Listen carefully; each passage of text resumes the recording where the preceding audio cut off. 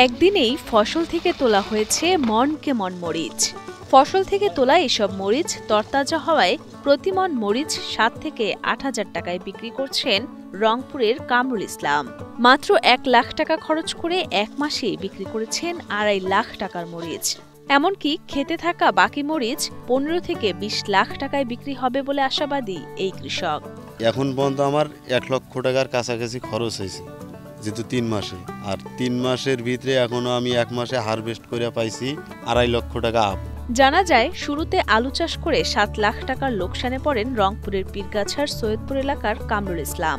পরে নাইস এগ্রিকালচারের সহযোগিতায় ৪০% জমিতে ১ লাখ টাকা খরচ করে এগ্রি হট জাতের মরিচ চাষ করেন তিনি। আর তাতেই যেন ভাগ্যের পরিবর্তন হয় এই কৃষকের। তিনি জানান, রোপণের মাত্র ৪৫ দিনেই শুরু হয়েছে হারভেস্ট। এখন প্রতিদিন ফসল থেকে পাচ্ছেন ৪ থেকে ৫ মন মরিচ। ৬ মাসে আমি তো ইনশাল্লাহ আশা করতেছি এখন দিন যাবে আমার ফলন বাড়বে। আরও এই ৩ মাসে আর বাজার যদি এটা থাকে বা আরও একটু বাড়তি হয়, তাহলে সেক্ষেত্রে দেখা যাচ্ছে ১৫ থেকে ২০ লক্ষ টাকা আনা সম্ভব এখান থেকে। এই মরিচটার বৈশিষ্ট্যটা হলো এমন যে দেখেন, একটু আগে এখান থেকে মরিচ হারভেস্ট করে যাওয়ার পরেও দেখেন জ্বালা আছে, কলি আছে, ফুল আছে, তাহলে আমার হারভেস্ট বন্ধ থাকবে কেন? কামরুলের সফলতা দেখে মরিচ চাষ করেছেন এলাকার আরও কয়েকজন কৃষক। তারাও জানান, খরচের তুলনায় লাভের পরিমাণ অনেক বেশি। মরিচের ব্যাপক ফলন এবং বাজারে মরিচের ভালো দাম থাকায় সন্তোষ প্রকাশ করেন এসব কৃষকেরা।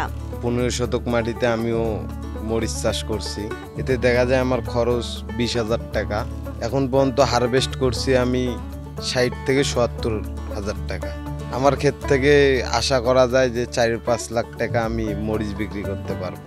আগে মানুষ অনেক কথা বলছে যে এরা পাগল হয়েছে নাকি, যে নতুন আবাদ মালচিং দিয়ে। অনেকজনে অনেক কথা বলছে যে ঢাকা যাওয়া লাগবে, টিকিট কেনারও টাকা পাবো না। আশা করা যায় এখন আমরা বাস কিনতেও পারবো।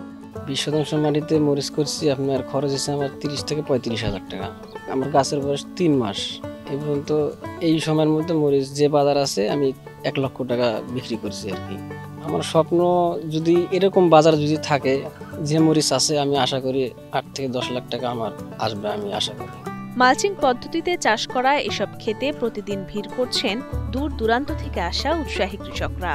তারাও চান আগামীতে মরিচ চাষ করে সচ্ছল হতে।